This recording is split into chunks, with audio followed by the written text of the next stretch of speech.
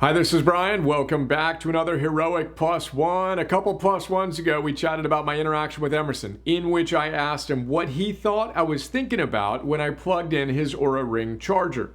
I mentioned the fact that he spent a long time earnestly contemplating the question. Frankly, it was almost a little uncomfortable for me to patiently sit there waiting for his response, and I had to discipline myself not to interrupt his contemplation. As I waited for his response, I admired his incredible capacity to stick with a challenge until he got the answer he was looking for. Now, to put it in perspective, as you know, if you've been following along, and as we discuss in the opening chapters to Arete, and I link to the opening series of chapters in this plus one, you can check them out, Emerson is really into chess. His current ambition is to become a chess grandmaster. And he has a fantastic coach we were blessed to find on chesskid.com. Love you, Nick. And just the other day, I was making a lunch while Emerson and Nick were doing a Zoom coaching session. Now, Nick is helping Emerson cultivate his ability to calculate X moves ahead by cultivating his ability to visualize the chessboard without seeing the actual pieces on the board. Now, Nick does that by sharing the chess notation for the location of the pieces, then asking him to solve a puzzle or make the next best series of moves.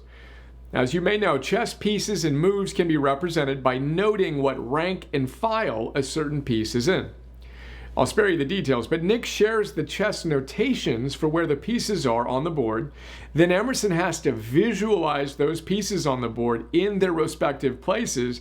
Then he has to solve the puzzle Nick has presented. I got tears in my eyes typing that and goosebumps saying it. Proud dad moment that he can do that. So I'm making my lunch.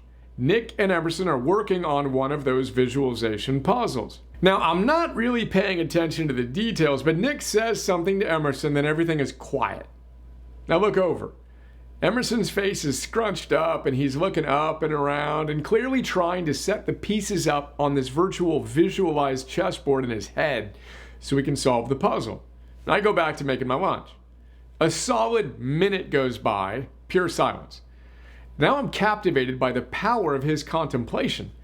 I stop moving and almost stop breathing to create silence for him while I soak in his remarkable focus and fierce commitment to solving the challenge. Another minute goes by, and another. And he finally starts describing the series of moves he thinks he needs to make to solve the puzzle, and I'm awestruck.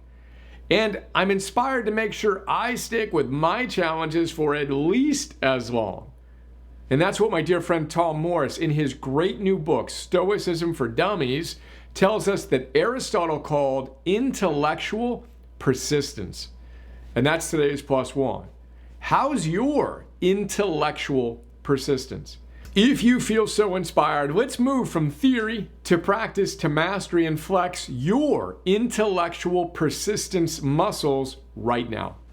Step one, what's your number one creative or life challenge? You got it? Now, step two, turn off all distractions, external and internal, and go spend 5 minutes trying to solve it. Day one, all in, let's go hero.